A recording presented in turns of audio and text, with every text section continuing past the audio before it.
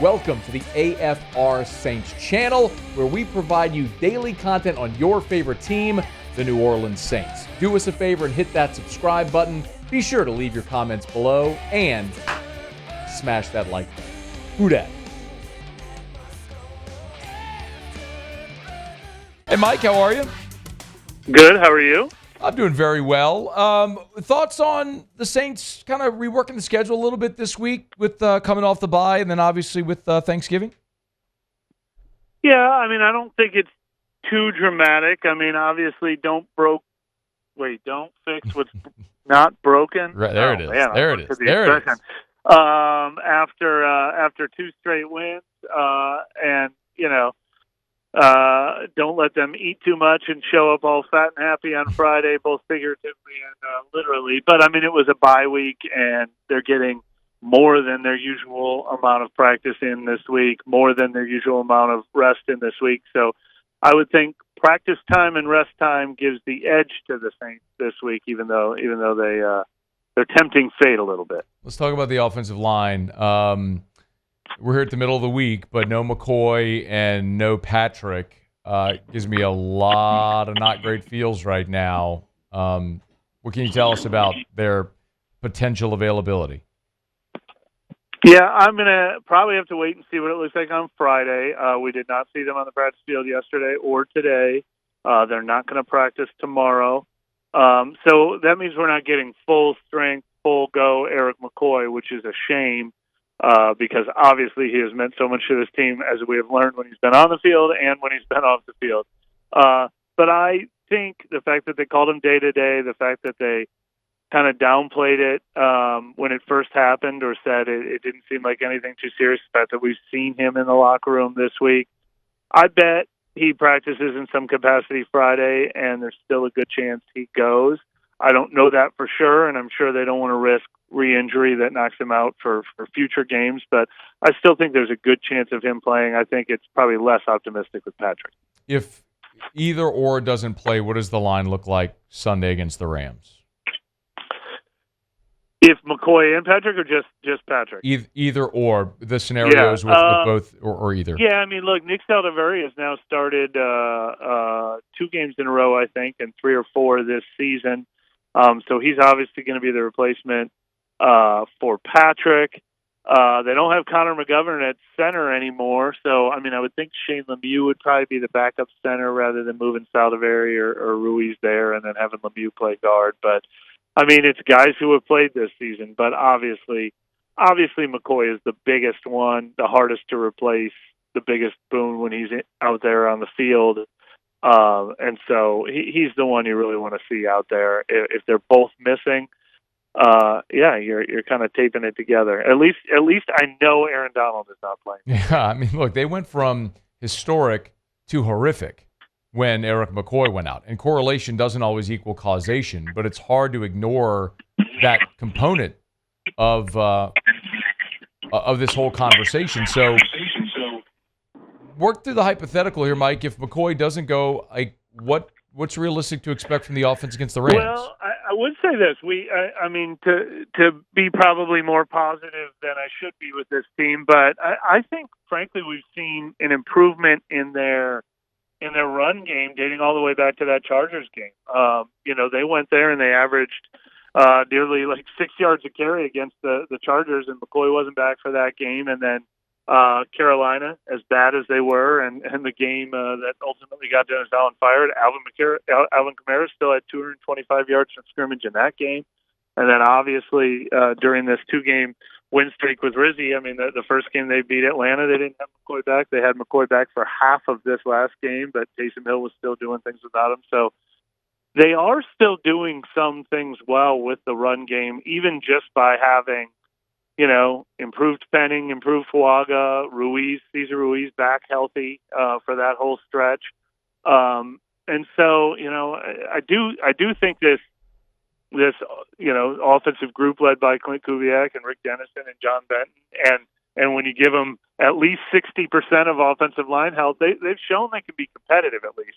But it is both causation and it's all of that with Eric McCoy. They're just a world better with Eric McCoy.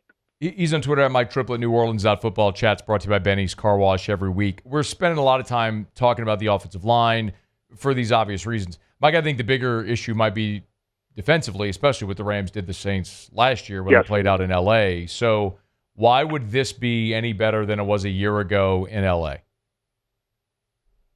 Well, the Rams took a little while to get going because of their own injuries this year, but they're so healthy now with Nakua and Kupp, and we've seen them doing that for 3 or 4 weeks. The thing that surprised me the most about the Rams, though, when we got to watch them in prime time the other night is, I guess they're having their own offensive line problems because Matthew Stafford could not stand in the pocket and get comfortable.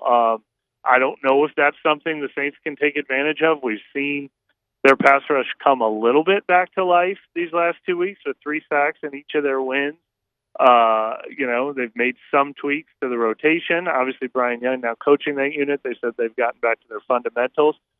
Health has not been an issue for that group this year, so they need to play a big part in making sure Matthew Stafford's a little uncomfortable.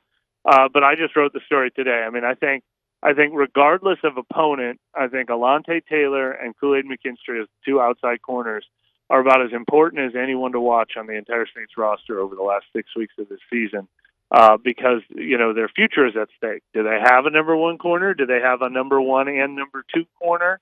Is that a place they don't have to invest heavily in the draft or in free agency next year? And they're obviously going to be tested by these guys, Nakua, Kupp, and then Demarcus Robinson, too, who tore them up last year. And Alontae Taylor really struggled in that game when he was playing in the slot. Now he's playing on the outside, and he's admittedly shown some rust going back to the outside. They're going to get tested more against this team than they probably will be for the rest of the season. Yeah, the Saints scored a couple times within the last 6 minutes after getting down 30-7 to make it look way better than it was. But that was a thorough behind whipping out in L.A. last year by the Rams over the New Orleans Saints. Mike, what do you think the key will be for New Orleans if they're able to get it to 3-0 under Rizzi? Yeah, I mean that would have been the main one, and it's not just because it's Matthew Stafford and Cooper Kupp and Puka Nakua, but the Saints just all year long, every iteration of this team, when they were good in Dallas in week 2, they gave up a 65-yard touchdown pass to CeeDee Lamb. When they were losing close games, they gave up 2 60-yard plays to the Eagles. When they've been winning under Rizzi, they're giving up 89-yard touchdown passes to Jerry Jeudy all year long. They have added them up this past week. 26 plays or penalties of 30-plus yards this defense has given up. And sometimes it's because they've had tackling problems and somebody's gotten through 6 tacklers bouncing off of them. Sometimes it's getting behind a defensive back. Sometimes it's 2 defensive backs crashing into each other in the middle of the field. But it's just been the one thing they've never been able to fix based on injuries, based on coaching changes. It's been the one constant problem that they haven't fixed yet. And Darren Rizzi said it was going to be a big talking point. He's been coming up with his clever props and his clever speeches. And that was the focus of this week's talking point is they can't be giving away freebies to this team. And this is a team that'll exploit that more than most you'll face. And we haven't even mentioned the name Kyron Williams, who's one of the more dynamic running backs and pass catching running backs in this league too. 2 games back in the division with 7 to go. How realistic is it that they can make a run? Well, no, wait, 6 to go, right? Am I wrong? 11. 6 to go. Sorry, 2 back with 6 to go. Hashtag math. And it's not really 2 games back because they cannot finish with a better division record than Atlanta will finish with a better division record. So you have to make up 3 games in 6 weeks. I don't think it's impossible for Atlanta to fall back, but 3 games in 6 weeks means what?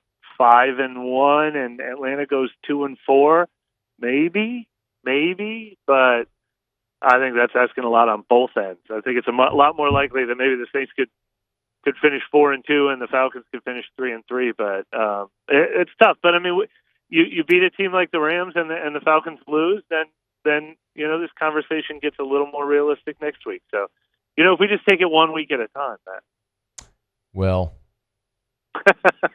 you didn't blow it against Carolina. maybe. Yeah. But then again, if Yeah. he didn't blow it against Carolina, Dennis Allen could still be the coach. So True. Who knows? Mike Triplett, neworleans.football. Get him on Twitter, X, at Mike Triplett. Happy Thanksgiving, man. Thank you. Hey, thanks for having me. Hey, thanks so much for watching. Please leave your comments. I love to interact. And be sure to hit the red subscribe button below.